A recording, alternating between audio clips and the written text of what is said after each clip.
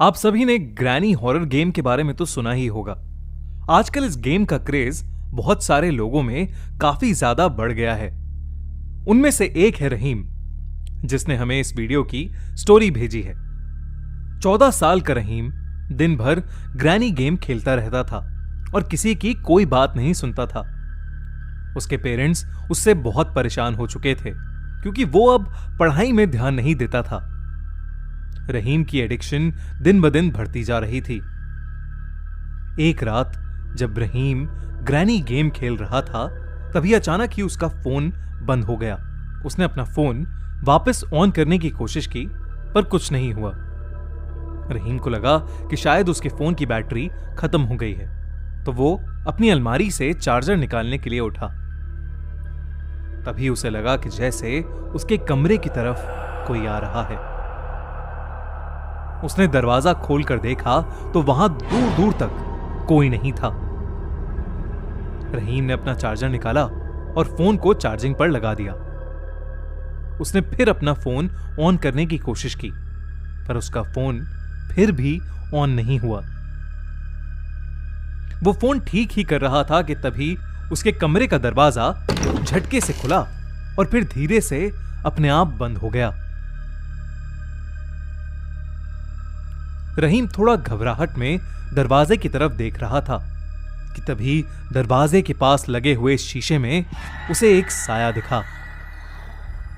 Light of होने की वजह से वो साफ साफ नहीं देख पा रहा था, लेकिन जब रहीम उस शीशे के पास गया तो उसके पैरों तले जमीन खिसक गई। शीशे में उसे एक बूढ़ी औरत दिख रही थी, जिसकी आंखें पूरी तरह सफेद थीं। मुंह से हल्का सा खून बह रहा था और चेहरे पर एक बहुत ही डरावनी स्माइल थी।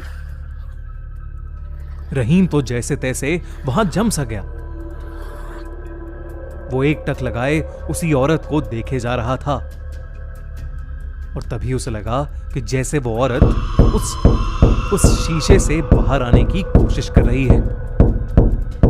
उसने अपना हाथ रहीम की तरफ बढ़ाया और रहीम को एक बहुत तेज सा खिंचाव फील हुआ। वो जैसे तैसे भागकर अपने बिस्तर में घुस गया। थोड़ी देर के लिए उसे ऐसा लगा जैसे अब उसके कमरे में कोई नहीं है, तो उसने अपने मुंह से चद्दर हटाई, पर वो बूढ़ी औरत ठीक उसके सामने हवा में झूल रही थी। उसने रहीम का गला पकड़ लिया और अपने लंबे नाखूनों से उसे जोर से दबाने लगी। रहीम के मुंह से चिल्लाने की आवाज भी नहीं निकल पा रही थी, बस वो जोर जोर से अपने हाथ पैर चला रहा था। तभी हिम्मत करके रहीम बहुत जोर से चीखा।